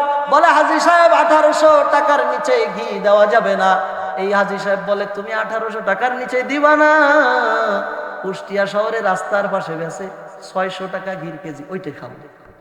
এবার উনি যায় শহরে কাজ সেরে 600 টাকার ঘি এনে স্ত্রীকে বলে 600 টাকা ঘি চাইছে, উনি বলে যে 500 নেও। তা বলে আপনি মানুষ নেন। এবার 500 টাকা ঘি এনে স্ত্রীকে বলে তাড়াতাড়ি তো আলু ভর্তা করে দাও, ডিম ভেজে দাও, আমি বাজারে যাব। এবার স্ত্রী আলু ভর্তা করে দেয়, ডিম ভেজে দেয়, দিয়ে এবার উনি খেয়ে বাজারের ব্যাগ ট্যাগ নিয়ে স্ত্রী রেডি। বলে আপনি আসেন না কেন? বলে বদনা রাখতে পারতেছি না। ঠিক কিনা? কারণ সব জায়গায় ভেজাল, ঠিক কিনা? খাটি গাওয়ার নামে কত কি আছে দোকানে, ডালটা দিয়ে ঘি বানায় যে সে কথা কে জানে। স্নো পাউডার ক্রিম যা হাই বলো ভাই রে, স্নো পাউডার ক্রিম যা হাই বলো, নাই কিছু ভেজাল ছাড়া ভেজাল, কোনটাতে আছে যায় না সহজে ধরা। যুবকদের মাহফিল, এই অন্তরা যুবকদের জন্য বলবো। আধুনিকা কিছু মেয়ে চুলগুলোকে কেটে রাস্তাঘাটে চলে রে বেহায়ার মতো হেঁটে। আপনার পছন্দ হবে না, বলবেন আরে ওকে ছেলে না মেয়ে, মনে চায় লাথি মেরে উড়ায় দেয়। আপনার মনে চায় লাথি মারি, আপনার ছেলে মনে চায়, ছেলের মনে চায় প্রপোজ করে, ঠিক না? এই জন্যই সংসারে শান্তি হয়। আধুনিকা কিছু মেয়ে চুলগুলোকে কেটে রাস্তাঘাটে চলে রে পুরুষের মতো হেঁটে, চোখ দাঁধানো মেকআপ করে মুখটা বানায় ধলা, যায় না রে অনুমান করা ভরসা নাকি কালা। আন্দাজের উপরে বিয়ে করতে হয়। যেমন বাজার যাবেন ভেড়া কিনতে, যারা ভেড়া কিনতে বোঝেন না দেখবেন মোটা, এনে ছিলে দেখবেন গোশ নেই। কারণ এটা কিনতে হয় কিসের উপরে? আন্দাজের উপরে, অনুমানের উপরে। তো বিয়েও করতে হয় কিসের উপরে? যায় না রে অনুমান করা ভরসা নাকি কালা। জীবন সঙ্গী দেখা নিও যুবক, জীবন সঙ্গী বাইছা নিও। অনেকে বলবে তাহলে নিজে নিজে বাঁচবো না, মা বাপকে নিয়ে। জীবন সঙ্গী বাইছা নিও, খাইও না সে তাই ধরা ভেজাল, কোনটাতে আছে যায় না সহজে ধরা। আল্লাহ পাক রব্বুল আলামিন বলে, বান্দারে তুই যদি জান্নাতে যেতে চাস, তুই যদি আমি রবকে ভালোবাসতে চাস, রবের ভালোবাসা পেতে চাস, জীবনের গুনাহ মাফ করাতে চাস, তুই যদি গুনাহ সমপরিমাণ নেকি লেখাতে চাস, তোর একটা মাত্র কাজ, সেটা হচ্ছে ফাত্তাবিউনি, রাসূলের ইত্তেবা করবা, রাসূলের মতো তোমার চেহারাটা বানাবা। আমাদের সবার চেহারা তো রাসূলের মতন। হ্যাঁ, হুসাইন আহমদ মাদানী রহমাতুল্লাহ আলাইহি, তিনি মুসাফা করতেন না যাদের মুখে দাড়ি নেই। যাদের মুখে দাড়ি নেই তাদের সঙ্গে মুসাফা করতেন না, বলতেন তুমি তো আমার রসুলের কলিজায় আঘাত করো। আমার রসুল দাড়ি রাখতেন, সাহাবাদেরকে দাড়ি রাখার জন্য বলতেন, উম্মতদেরকে দাড়ি রাখার জন্য বলেছেন। তুমি দাড়ি চেষে আমার সঙ্গে মুসাফা করে গুনাহ ঝরানোর জন্য আসছো, দূর হ, সকান সকান দূর হয়ে যাও। এখন অনেকের হয়তো বা খারাপ। বন্ধুরা আমার, আল্লাহ পাক রব্বুল আলামিন বলে, বান্দারে তুই যদি জান্নাত পেতে চাস, তোর কাজ হবে আমি রবকে সন্তুষ্ট করা। রবের সন্তুষ্টির জন্য তোর কাজ হবে রাসূলের অনুসরণ। রাসূল যেভাবে চলতেন তোকে সেইভাবে চলতে হবে, রাসূল যেভাবে বলতেন তোকে সেইভাবে বলতে হবে। রাসূলুল্লাহর জীবদ্দশায় কাজ যেগুলি ছিল সেগুলি তোকে করতে হবে। ইবনিয়াল ইসলাম আলা খামস, ইসলামের ভিত্তি বলা হয় পাঁচটা। শাহাদাতু আল্লা ইলাহা ইল্লাল্লাহ, এক নম্বর আল্লাহ তাআলাকে বিশ্বাস করা, নবী মুহাম্মদুর রাসূলুল্লাহ সাল্লাল্লাহু আলাইহি ওয়াসাল্লামকে নবী বলে স্বীকার করা। এরপরে যে প্রথম নাম্বার কাজ, সেই কাজটা হচ্ছে নামাজ। সমাজের মধ্যে ওয়াজের অভাব নাই, কিন্তু মসজিদে মুসল্লি নাই। সমাজের মধ্যে ওয়াজের অভাব নাই, সমাবেশের অভাব নাই, দাওয়াতের অভাব নাই, ফজরের সময় মুসল্লি নাই। কথা বলেন ঠিক কিনা? রাসূল বলে এটাও কিয়ামতের একটি অন্যতম আলামত। ওয়াজ সারা রাত শুনতে ভালো লাগে, কিন্তু ফজরের নামাজ পড়তে ভালো লাগে না। জমিনের মানুষগুলি বলে কিভাবে ফজরের নামাজ আমরা আদায় করব, কিভাবে নামাজ আদায় করব? এত ঠান্ডার মধ্যে তোমার রাসূল করতেন কিভাবে? কিভাবে করতেন? সাহাবারা কিভাবে করতেন? আপনার দাদা কিভাবে করতেন? আপনার পরদাদা কিভাবে করতেন? তারা করত, আপনি করতে পারবেন না, বুঝে নেন। আপনার কপালের মধ্যে জান্নাত নাই, কপালের মধ্যে হেদায়াত নাই। তাহলে ফজরের সময় উঠে সুন্দর করে ওযু করে এরপরে নামাজে যদি আপনি না যান, ঠান্ডা পানি যদি গায়ে না লাগান, গরম যদি পছন্দ করেন, আল্লাহ তাআলা আপনার জন্য গরমের ব্যবস্থা করেছেন সাকারের মধ্যে। সেখানে আপনি গেলে উত্তপ্ত আগুনের মধ্যে আপনাকে ছেড়ে দেওয়া হবে। বন্ধুরা আমার, ভাইয়েরা আমার, আল্লাহ তাআলাকে যদি পেতে হয়, আল্লাহর ভালোবাসা পেতে হলে সুদ ছাড়তে হবে, ঘুষ ছাড়তে হবে, নামাজ আদায় করতে হবে। রসুলের কাজ ছিল নামাজ নিজে পড়তেন, সাহাবাদেরকে পড়তে পড়তে বলতেন। আল্লাহর পয়গম্বরের সারা জীবনের মিশন ছিল নামাজ, আর আমাদের মিশনগুলি নামাজ বাদ দিয়ে অন্য কাজ। মাহফিলের জন্য চান্দা লাগলে দেই, মাদ্রাসার জন্য টাকা লাগলে দেই, অতা হবে জমিনের মধ্যে তুমি নামাজ আদায় করতা কিনা। যদি আমরা নামাজ আদায় না করি কি জবাব দিব? মনে করেন একটা মানুষ, গতকালকে বাংলাদেশে একটা সহকারী শিক্ষক নিয়োগ পরীক্ষা হয়েছে, জানেন আপনারা? জানেন? অগণিত শিক্ষকেরা মানে তারা শিক্ষক হতে চায়, কানের মধ্যে একটা ডিভাইস ঢুকিয়েছে, মাসির মতো চিকুন ঢুকিয়ে দিয়ে উনি এখান থেকে লিখতেছে, নকল করতেছে। ওদিক থেকে জিবরিল আমিন বোধহয় বলতেছে, কে বলে আল্লাহ ভালো জানে, ওই দিক থেকে বলতেছে, উনি এদিক থেকে লিখতেছে। জমিনের যারা পরীক্ষক তারা ধরে ফেলেছে, ইয়াউমুল কিয়ামার পরীক্ষকরা কি সহজ পরীক্ষক হবেন? হবেন? একটা মানুষের কাছে প্রশ্ন করা হবে, এই মানুষটা একটা মানুষের কাছে বেশি না, মাত্র 3টা প্রশ্ন করা হবে। ওই মানুষ 3টা নয় হাজার হাজার প্রশ্নের উত্তর দিতে পারে, কিন্তু প্রথম যেই প্রশ্নটা করা হলো এই প্রশ্নের উত্তর দিতে পারে না। তাহলে কাজ হবে? মনে করেন ভাইবা বোর্ডে 100 মানুষ, পরীক্ষার হলে 100 মানুষ এখন মৌখিক পরীক্ষা নিচ্ছে, তো 100 মানুষের মধ্য থেকে সবার পরীক্ষা তো নিতে হবে। পরীক্ষক ডাক দিলেন, একজন আসলেন, ওনাকে বলতেছেন যে তুমি অমুক বিষয়টা বলো। সে বলতে পারলো না, তাকে বলবে তুমি চলে যাও। ঠিক কিনা বলে? কারণ তোমার কাছে আর শুনে সময় নষ্ট করার সময়। ইয়াউমুল কিয়ামায় হাবিবুল্লাহ বলে, বান্দার কাছে প্রথম যে প্রশ্নটা করা হবে সেটা হচ্ছে তুমি জমিনের মধ্যে নামাজি ছিলা কিনা। আমরা ওই দিন কি প্রশ্নের উত্তর দিব বলে? নামাজি তো আমরা পড়তে চাই না। আল্লাহর পয়গম্বর আম্মা জান আয়েশা সিদ্দিকা রাদিয়াল্লাহু তাআলা আনহা বলতেন, আম্মা জান আয়েশা সিদ্দিকা বলেন, রাসূলের নামাজগুলি এমন হতো, পয়গম্বর রাতের বেলায় তাহাজ্জুদ আদায় করতেন, পয়গম্বরের পা ফুলে পায়ে রস চলে আসতো, পানি চলে আসতো। কতটা কষ্ট করে পয়গম্বর নামাজ পড়তেন। আমাদের মধ্যে নামাজ নেই। ঠিক কিনা বলেন? জমিনের মধ্যে যদি সারা গায়ে ঘা হয়, ঘায়ের ওষুধ দেওয়া যায় না। স্বল্প সময়ে কোন বিষয়ে বলবো, কোন দিকে আলোকপাত করব বোঝা তো কঠিন হয়ে যায়। এরপরেও আপনারা বুঝে নেন, আল্লাহর পয়গম্বর বলে তোমাদেরকে নামাজ আদায় করতে হবে। আল্লাহ তাআলার হুকুম হচ্ছে নামাজ। বাইনাল আবদি ওয়াল কুফরি তারকুস সালাহ, বান্দার মধ্যে এবং ইহুদি নাসারা বৌদ্ধ খ্রিস্টান অন্যদের মধ্যে পার্থক্যকারী যে বিষয়টা, এটার নাম হচ্ছে নামাজ। আপনি চায়ের দোকানে বসে আছেন, বেধর্মীয় বসে আছে, হিন্দু বসে আছে, মসজিদের মিনারে আজান হয়ে যায়, হাইয়া আলাস সালাহ হাইয়া আলাল ফালাহ, এসো নামাজের জন্য আসো, এসো কল্যাণের জন্য আসো, আসো তোমার রবের দিকে আসো। হিন্দু বাবুও বসে চা পান করে, আপনিও চা পান করেন, দিলের মধ্যে নাড়া দেয় না, মসজিদে যেতে মনে চায় না। বুঝে নেন আপনি আর যা হন না কেন মুসলমান আপনি হতে পারেন। রাসূল বলে যে মুমিন হবে তার অবস্থা হবে সে নামাজ আদায় করবে।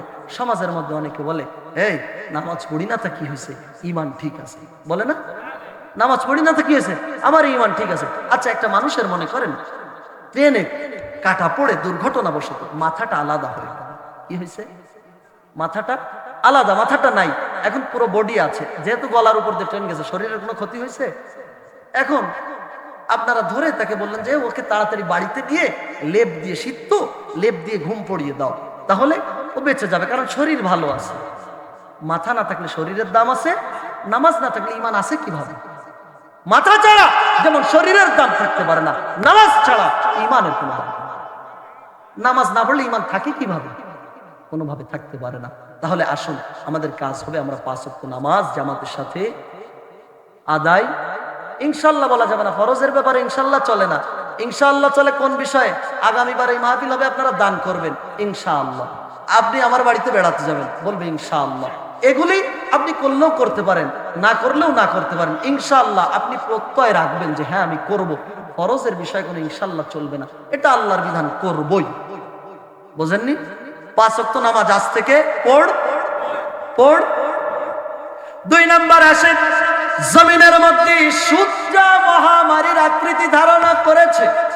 জমিনের মধ্যে মানুষগুলি, আপনি অভাবে আছেন, এনজিওর কাছে যাবেন, আপনাকে লোন দিবে না, বলবে তোমার স্ত্রীকে নিয়ে আসো, ঠিক কিনা বলেন? এবার স্ত্রীকে নিয়ে যাওয়ার পরে বলবে অত বড় ঘুমটা দিলে কাজ হবে না, ঘুমটাটা সরাতে হবে, ছবি তুলতে হবে।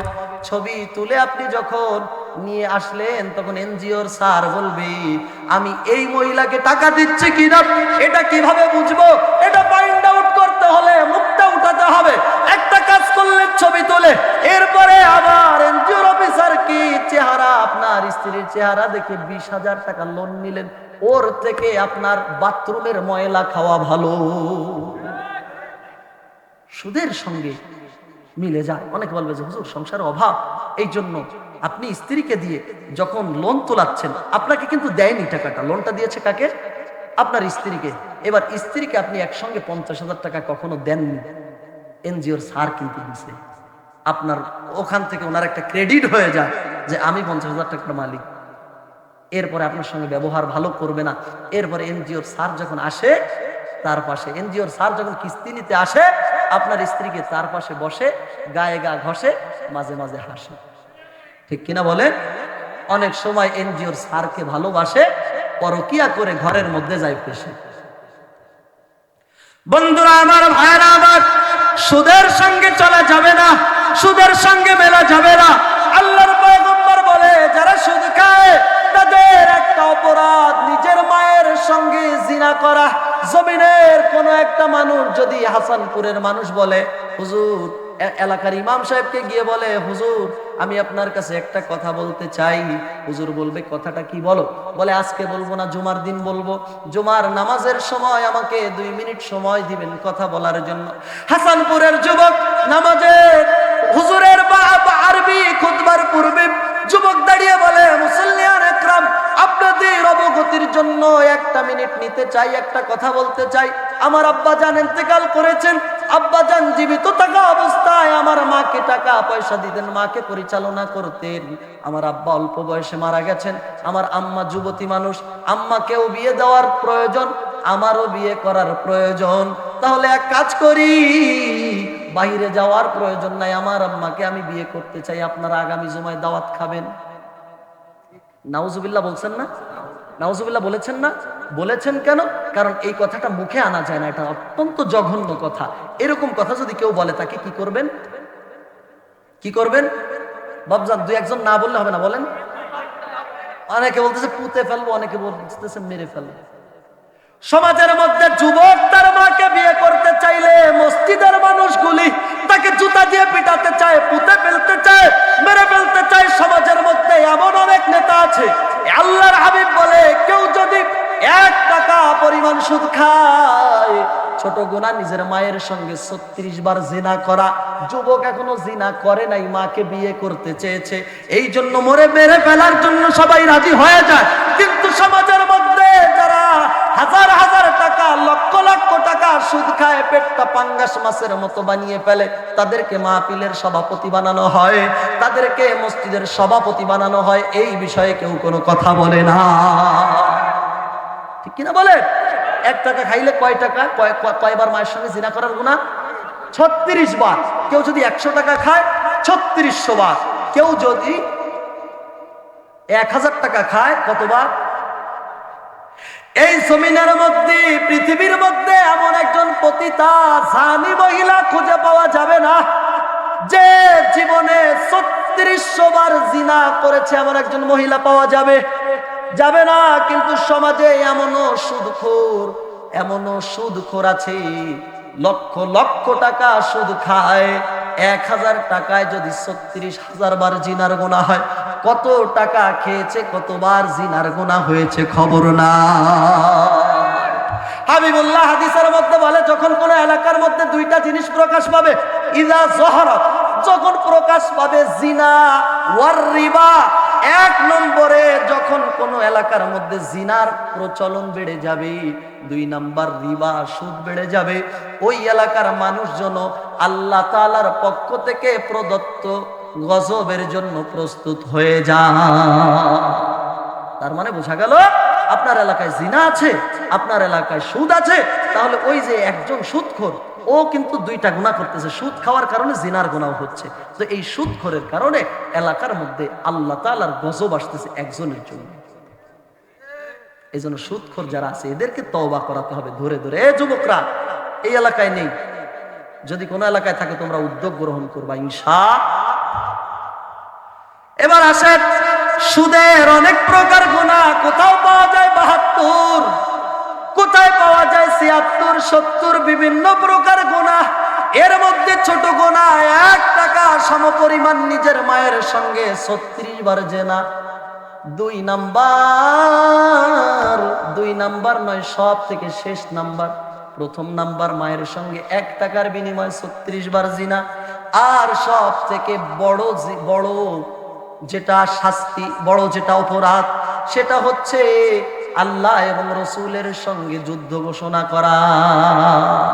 আল্লাহ তাআলা বলে ফাইল্লাম তাফআলু ফাআযানু বিহারবিম মিনাল্লাহ, যদি তোমরা সুদ না ছাড়তে পারো, ফাইল্লাম তাফআলু, যদি তোমরা সুদ না ছাড়তে পারো, ফাআযানু, প্রস্তুতি গ্রহণ করো, বিহারবিম মিনাল্লাহ, আল্লাহর সঙ্গে যুদ্ধ ঘোষণা করার জন্য, ওয়া রাসূলিহি, এবং তার রাসূলের সঙ্গে যুদ্ধ ঘোষণা করার জন্য। তাহলে সুদ খেয়ে বাঁচার কোনো উপায় আছে? আছে? নেই। এই জন্য সুদ খাওয়া যাবে, সুদ খাওয়া যাবে। এবার আসেন, সবগুলো থেকে একটু একটু টাচ দিচ্ছি, কারণ সময় স্বল্প। আমার ট্রেনের টিকিট 12:30টায় করা, এই জন্য আব্বাজান চলে যেতে হবে।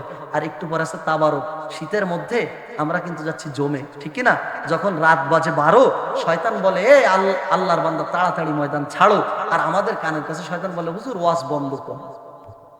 আর আমরা এমন এক জাত, যদি হয় বেশি রাত, অনেকে ময়দানে কম্বল মুড়ি দিয়ে হয়ে যায় কাজ। হুজুর তোমার আজ তুমি করো, আমি ঘুমানো, ঠিক কিনা বলে? ঠিক কিনা আব্বাজান? সময় স্বল্প, বুঝাবো কি করে? তাহলে একটা আমরা জানলাম, নামাজ ছাড়া যাবে। নামাজ ছাড়া যাবে। বেনামাজির শাস্তি হচ্ছে 14টি, দুনিয়া এবং আখিরাতে। আল্লাহ তাআলা দুনিয়ার মধ্যে চেহারার উজ্জ্বলতা থাকবে না। আর যে ব্যক্তি 5 ওয়াক্ত নামাজ পড়বে, মান আদ্দা সালাহ আকরাম আল্লাহ তাআলা বিখামসু খিসাল, যে ব্যক্তি 5 ওয়াক্ত নামাজ আদায় করবে, আল্লাহ তাআলা বলে তাকে ছোট্ট 5টি পুরস্কার দেওয়া হবে।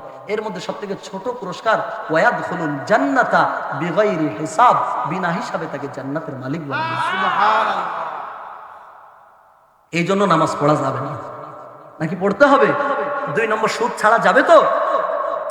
3 নম্বর, আসুন, এমন বলতে গেলে হাজার হাজার বলা যাবে, কিন্তু আর বেশি বলবো না।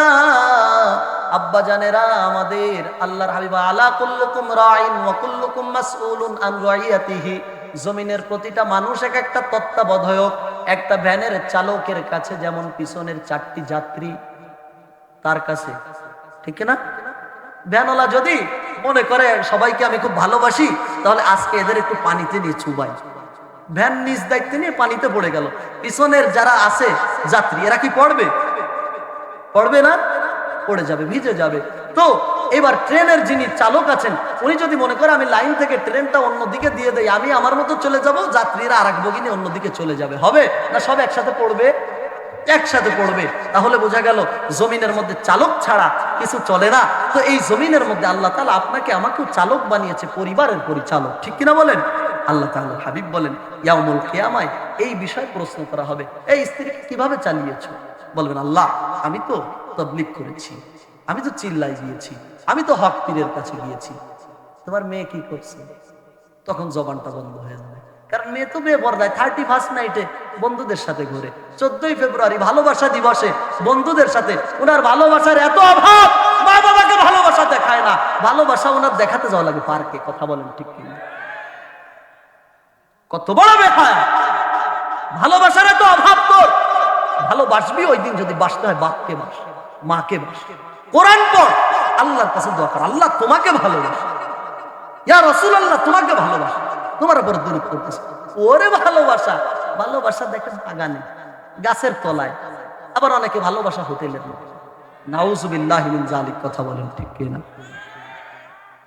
আল্লাহর বান্দা মেয়েকে, স্ত্রীকে পর্দার মধ্যে না ঢুকিয়ে উনি মসজিদের কোনায় বসে মেয়ে দিক থেকে বেপরদায় চলে, স্ত্রী বেপরদায় চলে, আর যে মুরব্বী মসজিদে বসে বলে রব্বানা ইয়া রব্বানা ইয়া রব্বানা, ফেরেশতা বলে কাম হবে না, কাম হবে না, হবে না।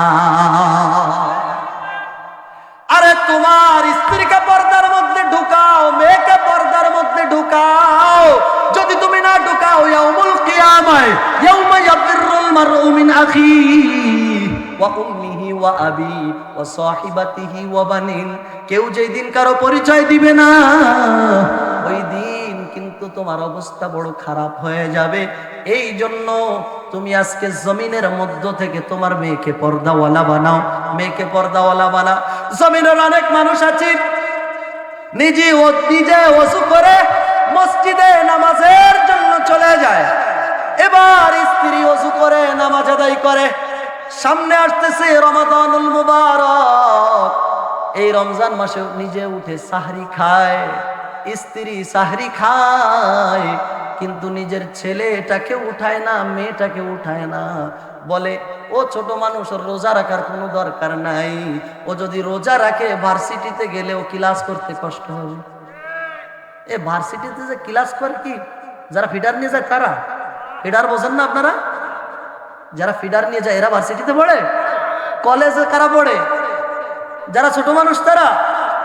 পিতা মাতা বলে না ছোট মানুষ সারা রাত লেখাপড়া করছে, আরে তোর লেখাপড়ার চাইতে রবের ইবাদত পালন করানো বড় হুকুম ছিল, ঠিক কিনা বলেন? রাত জেগে ও কি করছে, রাত জেগে লেখাপড়া করছে, রাত জেগে ঘর থেকে পড়ছে, তুমি তো দেখছো পড়ছে, কিন্তু তো মোবাইলে বান্ধবীর সাথে চ্যাটিং করছে, কথা বলেন ঠিক কিনা? যুবকেরা মোবাইলে রাত জেগে চ্যাটিং করতে করতে মাজাটা হয়ে যায় চিকু, মুখের নিচে কালো, ওরে দেখতে লাগে না একটু ভালো, ঠিক না? আর যখন ডিবি পুলিশ দেখে বলে এটা হিরোইন খোর, তাড়াতাড়ি গাড়িতে তোলো। বন্ধুরা আমার, ভাইরা আমার, বলে আমার ছেলে ছোট মানুষ, মেয়ে ছোট মানুষ, ভার্সিটিতে গিয়ে ও কি করবে, কলেজে গিয়ে ক্লাস করতে কষ্ট হবে, সাহরি খাওয়ার দরকার নাই, নামাজেরও দরকার নাই। আপনি মেয়েকে বলতেছেন ছোট, আপনি তো জানেন না আপনার মেয়ে ইতিপূর্বে কয়েকজনের সঙ্গে তার থাকা হয়ে গেছে, আছে নাকি নাই? বাপজান হাসার জন্য বলি না, বাস্তবতাটা তুলে ধরি। এই জন্য বলছি আমার ওয়াজ সবার ভালো লাগবে না, কারণ সত্য কথা সবার পছন্দ হয়, কারণ গরম ভাত দিলে বিড়াল বেজার হয়ে যায়, উচিত কথা বললে মাও বেজার হয়ে যায়। বন্ধুরা আমার, ভাইরা আমার, মেয়েটাকে সারির সময় উঠায় না, ফজরের নামাজের জন্য উঠায় না। পিতা ফজর পড়ে, পিতার উপরে যতটা ফজর ফরজ, মেয়ের উপরে ততটা ফরজ, ছেলের উপরে ততটা ফরজ। ইয়াউমুল কিয়ামায় এই সন্তানদের যখন আমলনামা বাম হাতে আসবে, তখন তারা বলবে মালি হাযাল কিতাব লা ইউগাদিরু সাগীরাতাও ওয়ালা কাবীরাতান ইল্লা আহসাহা। ও মালিক, কেমন আমলনামা দিছো, ছোট থেকে ছোট নেকিও তুমি ছাড়ো নাই, ছোট থেকে ছোট গুনাহও তুমি ছাড় দাও নাই, কেমন আমলনামা। সেই দিন ফেরেশতারা বলবে তুমি জাহান্নামে চলে যাও, আযাবের ফেরেশতারা আগুনের শিকল লাগিয়ে জাহান্নামের দিকে টানতে থাকবে। বলা হয় জমিনের মধ্যে যদি পুলিশ একটা আসামিকে রিমান্ড দেয়, আসামি যদি চিৎকার করে, পুলিশের মনে অনেক সময় মায়া হতে পারে, ঠিক কিনা? একটু আস্তে পিটান দেয়। আল্লাহ তাআলা বলেন ওই দিনের পুলিশগুলো জমিনের পুলিশের মতো হবে না। জমিনের পুলিশের মায়া হয় কারণ পুলিশ কানে শোনে, জমিনের পুলিশের মায়া হয় চোখে দেখে, যদিও কিছু পুলিশের কথা ভিন্ন। যে সমস্ত পুলিশেরা আলেমদেরকে উলঙ্গ করে রিমান্ডের মধ্যে নেয়, কথা বলেন ঠিক কিনা? এমন পুলিশ বাংলাদেশে ছিল যারা নিরপরাধ আলেমদেরকে যুদ্ধ অপরাধী, রাজাকার, আলবদর আর শামসের ট্যাগ লাগিয়ে যাবজ্জীবন দিয়েছিল। এমন পুলিশ ছিল, এখনো আছে, ভবিষ্যতেও থাকবে, কথা বলেন ঠিক? ও যে আরেক ভাই উঠে যাচ্ছে মাফলার আলা, দোয়া হবে, এখনই বসেন। ওঠা যাবে না, আমি সেই ওজন না বলছি না, ডাক দিয়ে দিয়ে বসাবানি। বন্ধুরা আমার, ভাইয়েরা আমার, আলোচনা প্রায় শেষ। আসুন যে কথা বলছিলাম, ওই দিন যখন জাহান্নামীদেরকে জাহান্নামের দিকে টানতে থাকবে, আগুনের শিকল লাগিয়ে জাহান্নামের ফেরেশতারা টানতে থাকবে। ওই দিন জমিনের মানুষের কাছে মাপ চেলে, ক্ষমা চেলে জমিনের মানুষ এলাইতলা কই যায়, ও কাকু আচ্ছা আসেন, ঠিক আছে। জমিনের মধ্যে, ও বন্ধুরা আমার, জমিনের মধ্যে পুলিশের সামনে, বিচারকদের সামনে ডাকাত যখন ধরে, ডাকাতের সামনে আরজি করলে, কাচুমাচু হলে ডাকাত ছেড়ে দেয়। কিন্তু আল্লাহ তাআলা ওই দিন যে আযাবের ফেরেশতা দিবে, তারা চোখে দেখবে না। কিসে দেখবে না? কথা বলে, কিসে দেখবে না? কানে শুনবে না। বলেন হুজুর চলবে কিভাবে? লাইট চোখে দেখে না, কানে শোনে না, জ্বলে কিভাবে? এ কথা বলেন না কেন? তারা ওইভাবে টানতে টানতে জাহান্নামের দিকে নিবে। ওই দিন তাদের কাছে প্রশ্ন করা হবে, ও ফেরেশতারা কেন জাহান্নামের দিকে নাও? ফেরেশতারা কেন জাহান্নামের দিকে নিচ্ছ? ওই দিন ফেরেশতারা বলবে, আমরা জাহান্নামের দিকে নিচ্ছি, জমিনের মধ্যে তুমি ইবাদত করতা না, জমিনের মধ্যে তুমি ইবাদত করতা না, এই জন্য তোমাকে জাহান্নামের মধ্যে নেওয়া হচ্ছে। সেদিন বলবে, যেই মা বাবা আমাদেরকে নামাজের জন্য ডাকেনি, যেই মা বাবা আমাদেরকে দিন শিখায় নাই, ওই মা বাবাকে আজকে আনা হোক, আমরা একারা জাহান্নামে যাব না, তাদেরকে আমাদের সামনে ফেলে দেওয়া হোক, তাদেরকে আমরা পা দিয়ে পাড়িয়ে মারিয়ে লাথি মেরে ফুটবলের মতো জাহান্নামে আগে নিক্ষেপ করে এরপরে আমরা জাহান্নামে যাব। তাহলে আজকের আলোচ্য বিষয় ছিল, আল্লাহ তাআলা বলেন, যেহেতু সামনে মেরাজ, সবে মেরাজ, এই বিষয়ে কিছু কথা বলা উচিত ছিল, কিন্তু আসলে স্বল্প সময়, আমি টোটাল 1 ঘন্টা 10 মিনিটের মতো সময় পেয়েছি। এই জন্য যে কথা বলছিলাম, আল্লাহ তাআলা বলেন, যদি আল্লাহকে ভালোবাসতে হয়, আল্লাহর ভালোবাসা পেতে হয়, প্রথম নাম্বার কাজ রসুলকে ভালোবাসতে হবে, রসুলের অনুসরণ করতে হবে। রসুলের অনুসরণ করলে লাভ কি হবে? আল্লাহ তাআলা ভালোবাসবেন, আল্লাহ তাআলা গুনাহ মাফ করে দিবেন, ওই সম পরিমাণ নেকি দান করে দিবেন। এই জন্য সকলের কাছ থেকে অঙ্গীকার নিতে চাই, আমরা আজ থেকে 5 ওয়াক্ত নামাজ পড়বো তো ইনশাআল্লাহ?